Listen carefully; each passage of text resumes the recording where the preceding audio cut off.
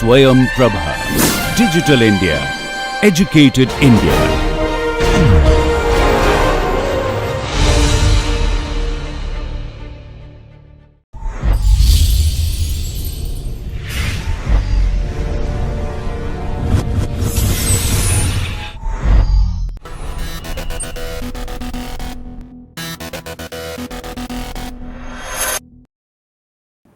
Now, we come to this issue on the final exam pattern, which I think most of you will be certainly interested in.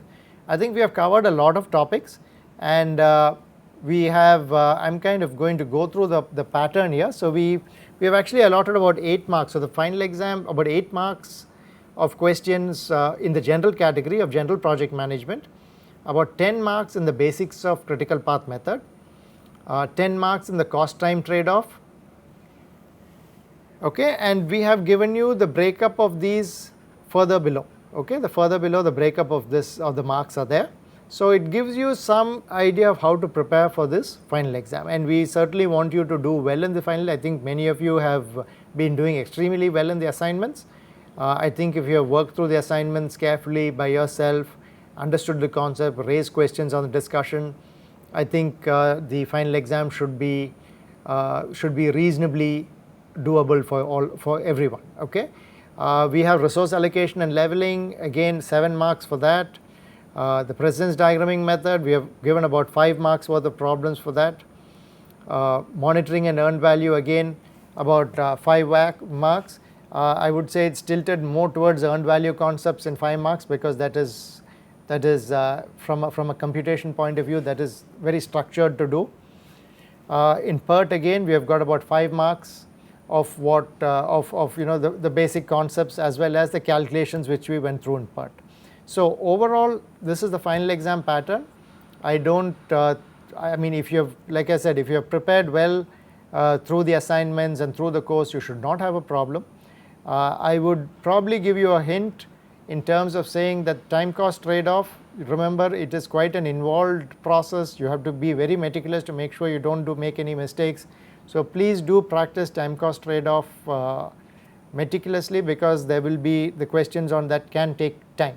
Okay, so that's a clue for you to be able to do extremely well in the exam, because the time cost trade-off can be challenging if you don't practice how to do it properly. Now, with this, I would like to get into the acknowledgement part of this course. The people you see on the screen are the teaching assistants without whom this course would not have been possible. And here we have Marimuthu, who is a doctoral research scholar. So he's been the anchor for this course. He's helped with all the editing, all the detail checking, and several of your questions on the forum as well as the quizzes were taken care by Marimuthu. And Marimuthu was ably supported by Madhumita. Madhumita took care of some modules of the course, as well as several issues in the discussion forum was answered by Madhumita. And here we have Purushothaman, Srinath. Srinath actually took care of several of the CPM based modules as well as some of the discussions. And Thirumalai here, who took care of the initial part of the course, he took care of all the discussions as well as the quizzes and the notes for the initial part of the course. So again, I would like to acknowledge this team. They were really instrumental in being able to float this course and being able to manage a lot of things in this 8 weeks of the class. I would also like to acknowledge the course participants. Okay, it's been really heartening for us to see the level of interaction in the discussions. Many of you have pointed out typographic or other calculation mistakes which have crept into some of our assignments, which we really thank you for making those calculations. It shows how meticulously some of you have worked on these problems, and it's really heartening to see that. Okay, so we feel rewarded when you actually are able to point out these things, which means what we are covering has actually making sense to you and you are actually participating well in it. We have also got several requests for software to be covered. So I mean, I think I have responded to some of this saying go to the to the internet and look at it, but many of you have got back and said no, the internet is not giving us what we want to learn. We would like it to come from NPTEL. We would like to supplement this course with more software. we will try to put that up, but please realize software changes very frequently, and like I said, some of the professional forums are better placed to, once you become a professional, to adapt to the software and which keeps changing.